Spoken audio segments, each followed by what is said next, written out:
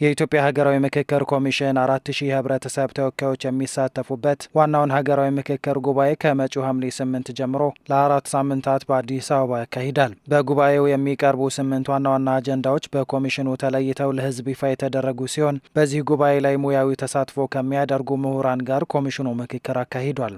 የዚህ ባለሙያዎች ቡድን በጉባኤው የሚኖረው ሚና በተሳታፊዎች መካከል መሰረታዊ ግንዛቤ አረዳድ እንዲኖር ስልጠና መስጠትን ጨምሮ በውይይቱ ወቅት የሚፈጠሩ አለመግባባቶች ሲኖሩ እገዛ የማድረግ ሚና እንደሚኖረው ምክትል ኮሚሽነር ሂሩት ገብረስላሴ ገልጸዋል። 8 ቡድን 500 የሚይዙ ቡድኖች ይቋቋማሉ ማለት ነው። እያንዳንዱ ቡድን አንድ አጀንዳ አይተም ይሰጠዋል ማለት ነው። 8ቱም ኢኳሊ ዲስትሪቢዩትድ የሆነ ኢትዮጵያን የሚመስል ቡድን ነው የሚሆነው ማለት ነው። በአንድ አይነት የእውቀት ደረጃ ላይ ሊሆኑ አይችሉም ከኑሯቸው አንፃር ካመጣጣቸው አንፃርና አትሊስት የተወሰነ ሚኒመም ኮመን አንደርስታንዲንግ ዴቨሎፕ ማድረግ እንዲችሉ የእናንተ እገዛ ያስፈልጋል ማለት ነው። የሀገር ግንባታ፣ የሃይማኖት ጉዳዮች፣ የተቋማት ግንባታ፣ የአርሶ አደሮችና አርብቶ አደሮች ጉዳይ፣ ሙስናና የመልካም አስተዳደር ጉዳይ፣ የሰላም ግንባታ፣ የመንግስት አደረጃጀትና ቅርጽ ጉዳይ እንዲሁም የፌዴራል ከተሞች ለዋናው ሀገራዊ ጉባኤ በአጀንዳነት የተያዙ ናቸው። በዛሬው የባለሙያዎች የውይይት መድረክ ላይ የተገኙ ከተለያዩ ዘርፎች የተውጣጡ ከ20 በላይ ምሁራን የተሳተፉበት ሲሆን በኮሚሽኑ ይፋ በተደረጉ አጀንዳዎች ዙሪያ ያላቸውን ምልከታ አስቀምጠዋል። የአዲስ አበባና የድሬዳዋ ከተማ አስተዳደሮች አጀንዳ ከሀገር ግንባታ ጋር የሚመጋገብ በመሆኑ ተለይቶ የተያዘበት ምክንያት ምን እንደሆነ ጥያቄ አቅርበዋል።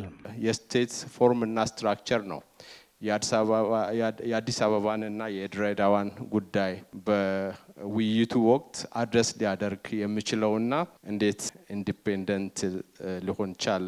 የፌዴራል ዋና ከተማ ጉዳይ በሄድንበት ቦታ ሁሉ እየራሱ ጥያቄው አለ።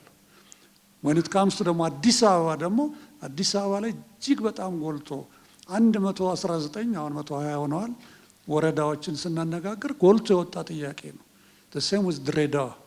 ስለዚህ እና ሌሎች ደግሞ ሊሆኑ የሚችሉ ፌዴራል ከተማዎች ጉዳዮች ደግሞ እንደዚሁ በጣም ጎልተው ተጠይቀዋል።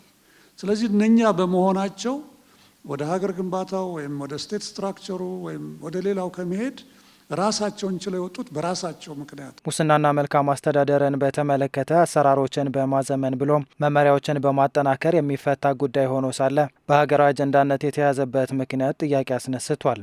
የተቋማት ግንባታና የመንግስት አወቃቀርስ እንዴት ነው የተለዩት ብለው ከምን አንፃር ነው ታዩት የሚል ትንሽ ማብራሪያ ፈልጌ ነው። ሙስናና መልካም አስተዳደርን የተመለከተ ነገር የውይይቱ ቅርጽ ምንድነው ሊሆን የሚችለው? እዚህ ጋር አሮን ነው ከተለየ ፐርስፔክቲቭ ካልታየ በስተቀር ዳዘር ሳይድ የሌለው ነገር ነው። ወደ 8 ቡድን ይዋቀራል።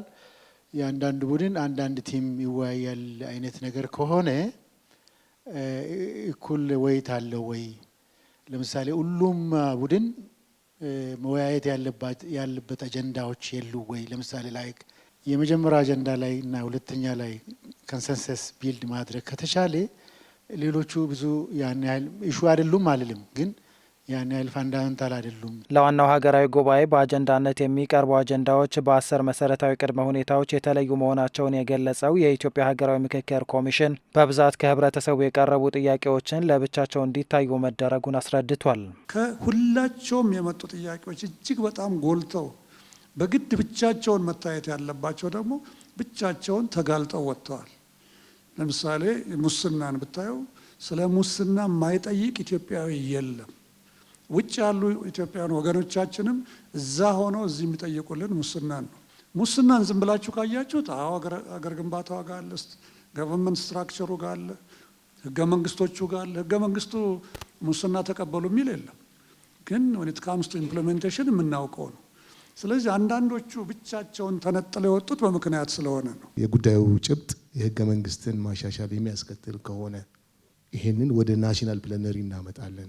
ጉዳዩ በሀገሪቱ ለዘመናት ሲንከባለው የመጡ አለመግባባቶችን ወደ መንስኤ የሚያመጣ ከሆነ ጉዳዩ ላይ ምክክር ቢደረግበት በህዝብና በህዝብ መካከል ያሉ ግንኙነቶችን የሚያሻሽል ከሆነ አዲስ የፖለቲካ ስርዓትን ለመፍጠር የሚያግዝ ከሆነ በህዝብና በመንግስት መካከል መተማመን ይፈጠራል። 10 ነጥቦች አሉ።